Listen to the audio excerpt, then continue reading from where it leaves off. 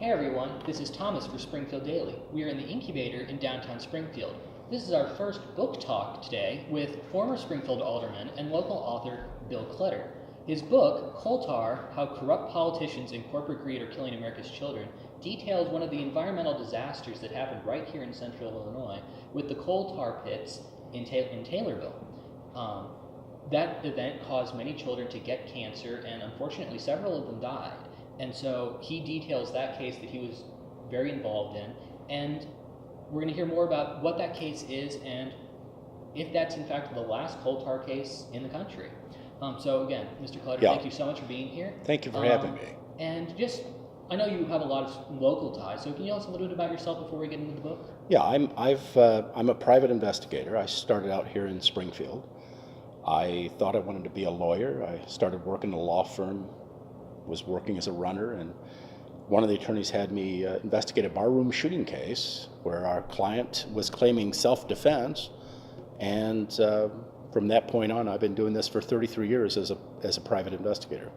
All right, and I understand you also got into this case as a Springfield alderman. Right. I was a political candidate, and I was running for the Illinois Senate, and it was actually on my birthday on a Saturday morning at the campaign headquarters here in Springfield. A volunteer from Taylorville, Tim Dre, pointed out a newspaper article that ran nationwide in the Associated Press, and it was a picture of three mothers from Taylorville. One was holding her infant daughter, Erica May. Her mother, Brenda May, started a group called the Taylorville Awareness Group, and they had three infants born in Taylorville, Illinois, with a rare pediatric cancer called neuroblastoma. And the incident rate is 1 in 100,000 live births. And here in Christian County, not far from Springfield, they had 520 live births that year, and they had 3 cases of neuroblastoma. And they were calling for a state investigation. And my campaign volunteer said, well, you work as an investigator, you might want to look into this. And so Monday morning, I put a call into the Center for Disease Control, got handed over to the Agency for Toxic Substances and Disease Registry, and the question I asked is there any other community in the country that's been exposed to coal tar where there's an epidemic of neuroblastoma? And that's when I was told about Morgan City, Louisiana. It was a hazardous waste incinerator that was burning coal tar as a fuel. And it started in 1986, and it started belching unburned coal tar. And with 18 months, they had 5 cases. That's how I got started on this case. All right, so there's a lot of sort of details to get going there. What is coal tar? Coal tar is a byproduct of coal gasification. Coal is heated, gasified, and the gas rises off, and what's left at the bottom is this sticky goo called coal tar. And it's one of the most potent carcinogens known to science. All right, well, see, that's actually very interesting because obviously you did win this case. You talked about how the animal research is very strong on this. But when I was researching coal tar to prep for the show, it's still used as a medicine. It's still in a lot of consumer products. And there's actually when I started announcing that I was going to be coming out with this book, I got contacted by an environmental engineer from Austin, Texas. His name is Thomas Ennis, and he's in the book. And he's created an organization called Coal Tar Free USA, and he wants to get the word out. What he did, and it was after the CIPS case, he had his city council sponsor an ordinance banning the use of coal tar sealants that are used on, church parking lots, school parking lots, playground parking lots all across the country. And Austin was the first city in the country that banned coal tar sealants. And so I'm hoping that this book raises awareness that there's other sites around the nation. And just recently I found about another cancer epidemic in a small town south of Indianapolis called Franklin, Indiana, and they have 50 pediatric rare cancers since 2010. And my assistant, kept pointing out that I need to take a look at that. And so and this is just recently, just less than 2 weeks ago, I went to their Facebook site. The organization is called If It Was Your Child, and they formed 3 years ago.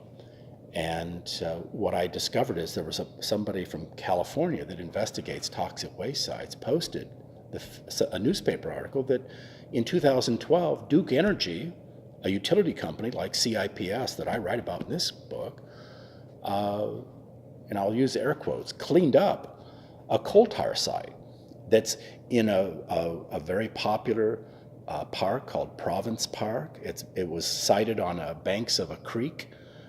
They had a major flood in 2008 that would have brought the contaminated groundwater to the surface. What they did is they used the cheap and dirty method of cleaning up that site in 2012, like CIPS did here. And so I tell the story how the environmental engineers working for CIPS were predicting that they would create excess cancers in Taylorville if they went in with backhoes and bulldozers and churned up coal tar contaminated soil and exposed this underground tank containing coal tar, and that they would have to take heroic engineering methods to control those vapors and dust to prevent cancers in that community. And this engineer, I describe what he was predicting in the book. He evaluated how effective foam spray would be, and CIPS opted for the cheaper engineering control. It's not an engineering control at all. It's just spraying foam and attempting to contain the vapors and dust. And this engineer was predicting that you need to do more than that if you're going to, in order to prevent cancers from occurring.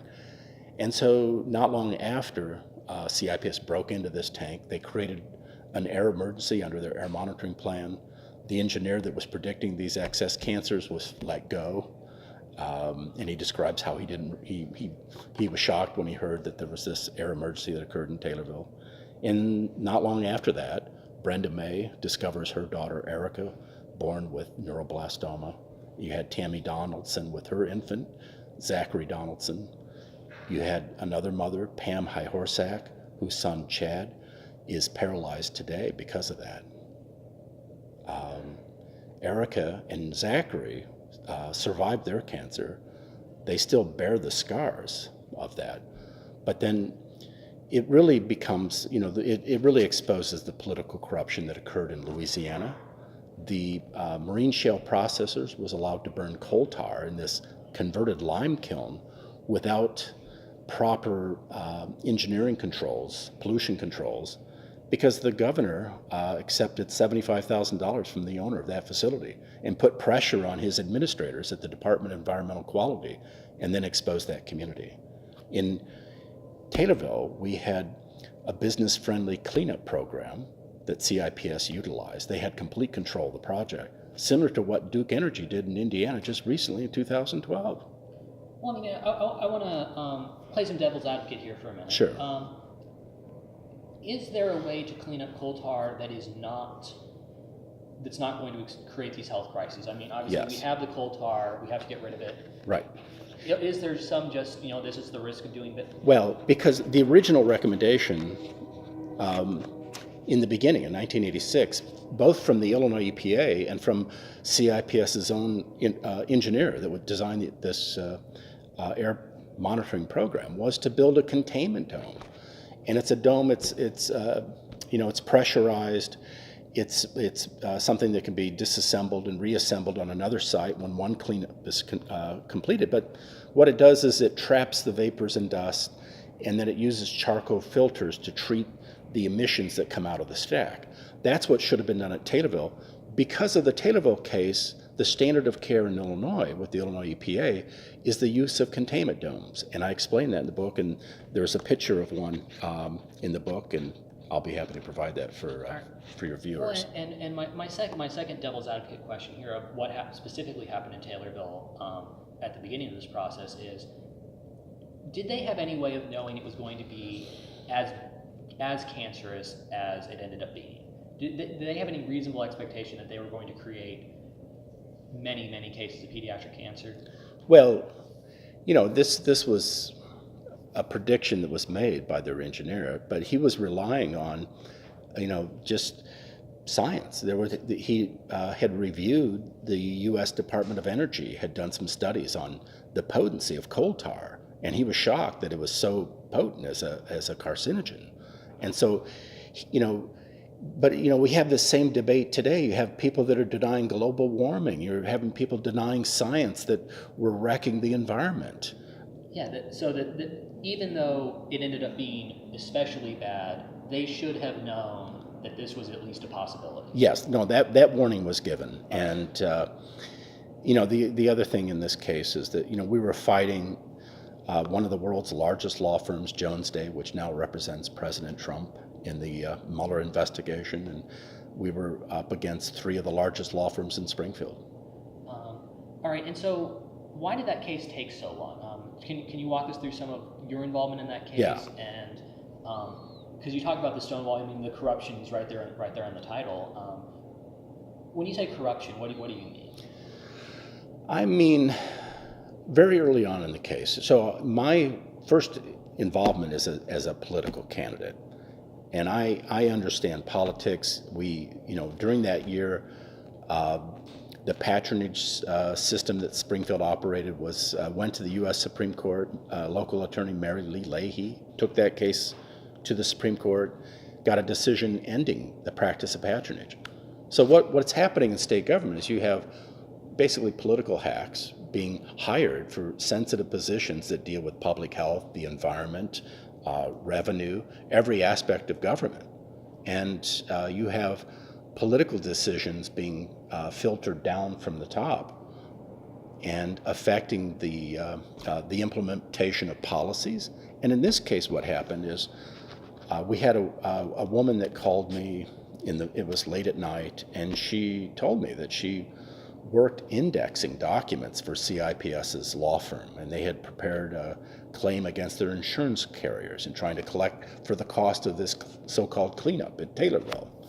And she saw documents that were shocking to her, and there was one document that the Illinois EPA initially resisted CIPS's proposed cleanup plan. In fact, before they even dug into that buried gas holder in 1987, the Illinois EPA referred that site to the US EPA for Superfund enforcement. And then this whistleblower described how lobbyists for CIPS went and met with the governor's staff. And after that meeting, the Illinois EPA seemed to back off of CIPS. Right, and how do we has that gotten better in the last 20, 30 years? Well, I'd say it's gotten much worse. I mean, in this case, what happened in Taylorville in Illinois politics was a little more subtle in its corruption than what happened in Louisiana. I mean, Louisiana was just outright, here's $75,000, governor, go lean on your agency. Here is a little more subtle with the lobbyist, and there's one of the key employees at CIPS had worked at the Illinois EPA. So it's one of those, it's a problem that we have in government today, where people that are regulators in charge of implementing environmental policies and other policies, these people go to work for the corporate polluters, and then they become plugged into that system. All right, and so how did the case play out? I understand it was extremely expensive, extremely time consuming. Right.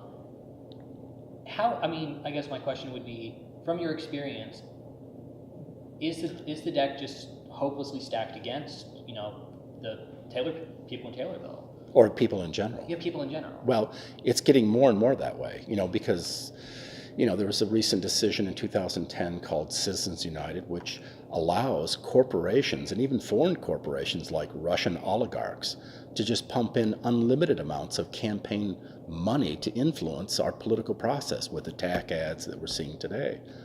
But I think that we're also seeing that there's strength in numbers. We can't allow apathy to be interjected into our system of democracy. We can't. If you're upset about what's happening today, you have to go to the polls, or even go beyond that. Go knock on doors of a candidate of your choice. Help get good people elected. Yeah, and so before the Taylorville group, what advice would you have for people who think there is an environmental project. Obviously, there's the people in Indiana now, Right. and unfortunately, probably other places too. What advice would you give them for sort of getting the ball rolling? Because obviously, you didn't find this; you found them.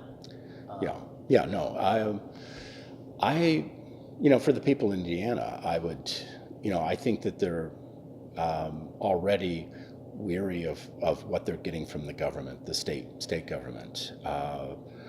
And at some point, there's a division within the community because there's people, that have car dealerships and businesses downtown that don't want to be getting this story out that there's an environmental disaster that's occurred in your community.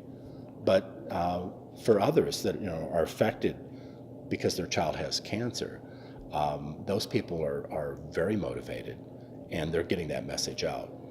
All right, and I mean, no one likes to talk about pediatric cancer, but you said neuroblastoma is the specific cancer that highlighted this case. Right. What particular kind of cancer is that? Yeah, it's a cancer of the nerve cells, and it typically appears in the adrenal gland of the abdomen. But neuroblastoma wasn't the only cancer they had in this community. We had 2 cases of retinoblastoma, which is an optic cancer of the eye, which also has the same mutation of the gene that you see in neuroblastoma. There's colon cancer, there's bladder cancer, there's a variety of cancers. But the thing about this is that it was such a stark number that statistically it couldn't be a random event like the Illinois Department of Public Health kept saying. And so after the campaign of 1990, the Illinois Department of Public Health released this report and claimed it was just a random occurrence. And then Brandon Steele was diagnosed later that year, and he died just a few months later. He was 13. When neuroblastoma occurs in infants, the chance of survival is much greater because it's caught early. In older children, it's usually fatal. And with Brandon Steele, so his case occurred, and then IDPH kept saying that this is still they said they would expand their study to look at a genetic study that would determine whether there was some genetic relatedness among the families, suggesting there's inbreeding in Christian County, which is insulting. And so they launched that after Brandon Steele. And then on the verge of trial, about a year out from trial in 1996, 5-year-old Scotty Brannon is diagnosed with neuroblastoma. And even his dog Daisy died of cancer. And so I tell that story in the book. And at that point, the Illinois Department of Public Health had to admit that this wasn't just a coincidence, that this was a true epidemic. But in the meantime, they're preventing us from getting access to the Illinois Cancer Registry that our expert epidemiologist needs to do her work. And so we had to litigate and take that up to an appellate court. And then when a reporter later tried to get the same access to the cancer registry, that according to the statute that created it, it's supposed to be available to the public to determine whether a hazardous waste site and cancer is related. And it's done by zip code. And so later a reporter, Linda Rocky, she wrote for the Illinois Times, she requested it, and they denied her even after there was an appellate court decision in our case that said that this is a public record. So when I talk about political corruption, that's a great example. And I guess both for my own outlet and for people everywhere, how do you fight that? I mean, if you don't have a high-powered legal team at your disposal like Tom Lonergan. Well, you thank God for Tom Lonergan. I mean, people like Tom Lonergan and Mike Metnick. Mike Metnick, who I worked for, a local legal legend. He's mostly known as a criminal defense lawyer. He filed the complaint initially. We quickly realized that we're over our heads, and there's a chapter that describes that. And then we reached out to Tom Lonergan, who made his career as a civil litigator, suing Ford Motor Company because they produced defective products like the Ford Pinto with gas tanks that would explode on impact. And they knew that, but they realized that it was cheaper to fight the lawsuits than to retool their factories. And he found those memos in that litigation, and so that's where he cut his teeth. But I mean, And you just have to find people. Then people have that. They exist. The good people exist Yeah, too, right? right. The good people exist, but but the sad thing is that many lawyers are they want to make a living. They want to they don't want to take on cases where just the fight is so intensive and exhausting and cash intensive. I mean, our cost in this case was $1.7 million. We were just satisfied to get our money back. The jury came back with a low verdict, and the judge denied us punitive damages, and that's a whole nother story of that is just disheartening. But our verdict was $3.2 million. Tom Lonergan waived his fee so more money can go into the pockets of the family, and his law firm was just happy just to get the cost back. But this set the precedent for other communities in Illinois. Tom Lonergan saved lives of other children and other people in communities like Springfield, where they did use a containment dome, in Beardstown, and now they've got a containment dome erected in Belleville today. So even though there are cases like Indiana where that's not happening, more often people are... Because of the CIPS case in Illinois, they use the more protective standard of care, which is a containment dome.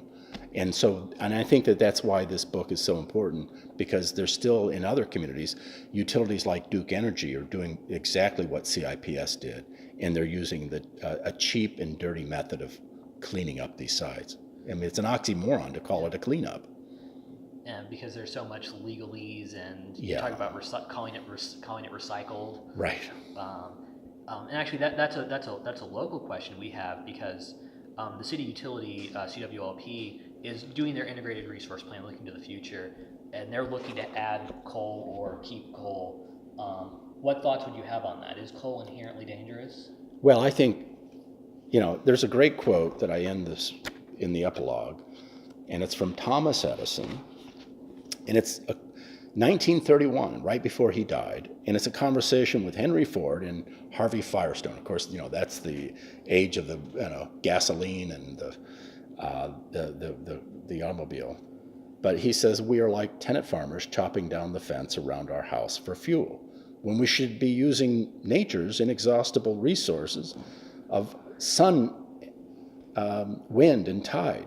I'd put my money on sun and solar energy. What a source of power. I hope we don't have to wait until oil and coal run out before we tackle that. That's almost 90 years ago. And yet our government policies continue to favor the oil and coal industry. And now, under this administration, it's even more so, where they're rolling back environmental protections like the Clean Air Act and the Clean Water Act that are meant to prevent cancers and cancer epidemics like what happened to Taylorville and what's happening in Franklin, Indiana right now. All right, thinking about the book itself, thinking about your story, because this story happens back in the 1990s. Right. So how long did the book take to write? What inspired you to write this book? I mean, beyond, obviously, the public. Yeah. Well, I started writing this book more than 10 years ago. I think I had about 65 pages written, and I put it aside because I have I have to earn a living. Have to eat.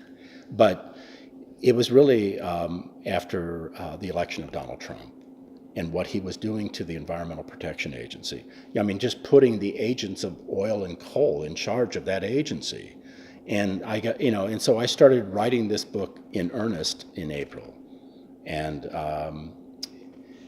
my hope is that, this story needs to be told. People need to know what happened in the past, because we're repeating it now in the present. All right, and where is it published? Where can people get it? Well, it is published by Investigating Innocence Media. I started the Illinois Innocence Project 17 years ago at the University of Illinois at Springfield. I now have a new national project called Investigating Innocence, and we sell it direct through our website, coal tar and neuroblastoma.com. And I think if you Google coal tar, I'm hoping that we rank high enough that you'll find our book. Yeah, and are you on Amazon yet? Yes, we are number one on Amazon for new releases in the category of environmental and natural law. So it's gaining some traction. All right, and obviously the coal tar story is the rest of the story, but can you just touch on very briefly the Springfield politics story that's also part of this book and informs the story? Yeah, so I started out as a private investigator. My first major assignment was to serve the voting rights lawsuit on behalf of the lead plaintiff, Frank McNeil. And Mike Metnick hired me to do that. He filed that voting right. It was under the Voting Rights Act that was passed during the Civil Rights era, 1964. And I have a chapter 4 that is titled "Democracy Comes to Abraham Lincoln's Hometown." And the history of the voting rights lawsuit is that when Mike Metnick was assistant corporation counsel, the form of government was a commission form of 5 commissioners elected citywide. You had a utility commissioner running the coal-fired power plant. You had a safety commissioner that ran the fire department. You had a finance commissioner, and then you had a mayor, and then there might have been one more that I'm missing. But Mike Metnick realized that the history of that was that in 1908 there was a major race riot where a black man, he was the grandson of Abraham Lincoln's barber, who was falsely accused of raping a white woman, and that was 1908. And it sparked a race riot where African Americans were lynched, and mobs descended on Lincoln's home, intent on burning it down, and they were turned away. And right across the street at the old state capitol, that was the county courthouse at the time, and that's where this innocent man was jailed. The sheriff whisked him away and saved his life. And so the result of that, it was national, the major national news that, there's a race riot in Abraham Lincoln's hometown. And the result of that is in the following year, in 1909, the NAACP formed, the National Association for the Advancement of Colored People. But in Springfield, Illinois, the city leaders opted to scrap a democratic aldermanic form of government. There were 4 aldermanic districts initially when the city was formed, and they scrapped that for the commission form with the intent of diluting black voting power, which is still going on today with the Republicans. I mean, it's outrageous that the Republican Party, that was the party of Abraham Lincoln, would be flipping and denying African Americans the right to vote. And so city of Springfield formed the commission form of government, and so I served that voting rights lawsuit. I decided to run for alderman. My opponent was Tom Madonia, Republican. He had the Republican organization of the patronage machine, which was very, very strong. He had name recognition. He was elected to the park board. He had money. But I had the ability to go door to door in a small geographic district. I was decided to run where I lived in Ward 1. And I walked and walked and walked and walked that whole summer. And I won in a landslide and became the first Ward 1 alderman. My closest ally was the lead plaintiff on the voting rights lawsuit, Frank McNeil. And so I tell that story, how that really, our aldermanic form of government that we have in Springfield is the purest form of democracy, because you can't influence the election with tons of money. If a candidate is willing to work hard, meet the people, personally deliver their message. And so one of the larger lessons I want is that we become more involved as citizens in our democracy, that we do vote, that we go out and support candidates that are worthy candidates, that are Lincoln-hearted, with malice toward none and charity for all. Yeah, and because, as this book shows, it's not just money, it's people's lives. That's right. There are real stakes. That's right. That was what the stakes are. There are some grave consequences to what's happening to the environment. And back when I was on the city council, the leading environmental issue was acid rain. And it was, the culprit was coal, burning coal in coal-fired power plants, where and it resulted in more scrubbers being installed. Springfield does burn one of the cleanest facilities in the country because they made that investment, but there's many that haven't still. But back then, our forests were becoming defoliated, and we had bipartisan consensus. I mean, George Bush the first was president, and he led the way. I mean, Congress passed the Clean Air Act of 1990 that President Trump is trying to roll back. And we solved that problem in a bipartisan manner. But, the Republican Party today has become the party of know-nothings that Lincoln detested. And I quote Lincoln's. I mean, basically, the know-nothings were a political party that, in fact, Lincoln defeated a know-nothing he was one of 4 candidates that ran for president in 1860. But the know-nothings were opposed to immigration, which kind of sounds familiar. And of course, I tell the story of the first mayor that I served under, Ozzie Langfeller, who immigrated from Austria. His father was Jewish. His uncle was placed in a concentration camp. And he was able to come to America and find his American dream. And there's many people that, we are a country of immigrants. We all are, But we seem to have, the Republican Party has become the opposite of what Abraham Lincoln stood for in, denying the African Americans the right to vote and to suppress, just all the policies that they're implementing. All right, and so my guest today was former Springfield alderman Bill Clutter and his new book, Coal Tar: How Corrupt Politicians and Corporate Greed Are Killing America's Children. That can be found on Amazon. And directed our website, coaltarandneuroblastoma.com. All right, and this environmental issue hasn't gone away. It's still around, right. But we are making progress. And so, Mr. Clutter, thank you so much for being here. Tom, thank you. And this has been Thomas Clatterbuck for Springfield Daily.